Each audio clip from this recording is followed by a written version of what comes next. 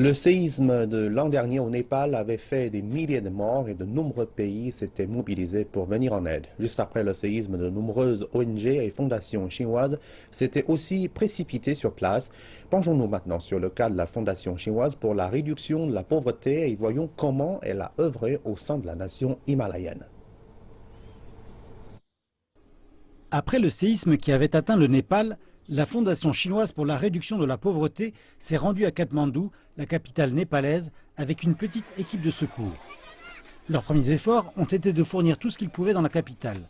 De la nourriture, des tentes et d'autres matériels de première nécessité.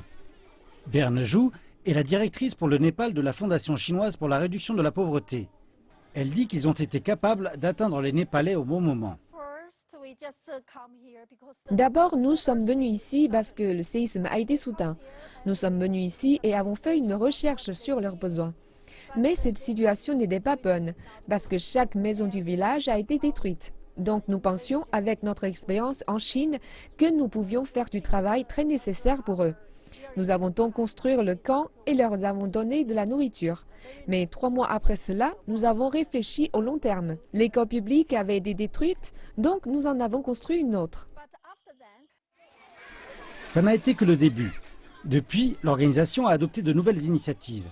Celles-ci incluent la reconstruction d'écoles détruites lors du séisme, la fourniture de meubles, des fournitures scolaires aux élèves et un programme d'hygiène et de santé. L'une des choses que la Fondation a immédiatement fait a été d'annoncer la reconstruction de 2 écoles. De nombreuses écoles ont été détruites après le séisme au Népal. Dans cette seule école, 600 élèves étudiaient. La Fondation a aidé à reconstruire des structures temporaires et à présent reconstruit des écoles. L'un des principaux programmes que la Fondation a récemment entrepris est le programme d'hygiène avec un organisme du village. Ce programme comprend une formation à l'hygiène personnelle à destination des élèves et des professeurs, la construction de toilettes, ainsi que l'entretien et la distribution de citernes d'eau. Les organisations comme la Fondation chinoise pour la réduction de la pauvreté s'attachent à changer cela en travaillant aux côtés du Népal. De nombreux Chinois qui voyagent au Népal s'engagent comme bénévoles, mais un certain nombre de Népalais sont aussi impliqués.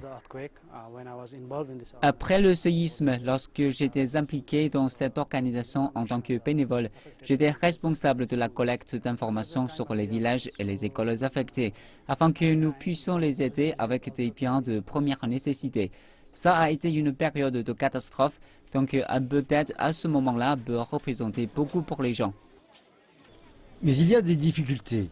Le travail des ONG chinoises avec diverses agences au Népal, la barrière linguistique et la différence de style de travail ont souvent ralenti le rythme du travail.